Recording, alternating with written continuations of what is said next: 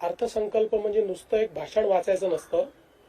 त्याकरता series of बैठका घ्याव्या लागतात. प्रत्येक विभागासोबत बैठक घ्यावी लागते. प्रत्येकाचा त्या ठिकाणी नियत वेळ ठरवावा लागतो. नियत वेळेप्रमाणे त्यांचे फॉर्म्स भरून घ्यावे लागतात. मग त्याचं असेसमेंट करून त्यांनी त्या सगळ्या योजना योग्य पद्धतीने त्याच्यामध्ये आणल्या आहेत की नाही, ते त्या योजना ज्या परमनंट योजना त्याच्या पुरवणी मागण्या मागणार नाहीत या दृष्टीनं त्यांचं कमी अधिक करावं लागतं. या सगळ्या गोष्टी कराव्या लागतात. या सगळ्या गोष्टी ताई आत्ताच या ठिकाणी उपमुख्यमंत्री झालेले आहेत.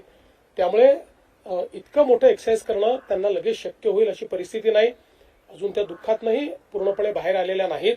त्यामुळे लगेच पूर्ण क्षमतेने त्या काम करायला लागतील अशी अपेक्षा करणे अयोग्य आहे. आणि म्हणून आम्ही बसून ठरवलं की या संदर्भात हे खातं आता माझ्याकडे ठेवून मी ते बजेटची जी काही एक्सरसाइज आहे ती मी पूर्ण करावी.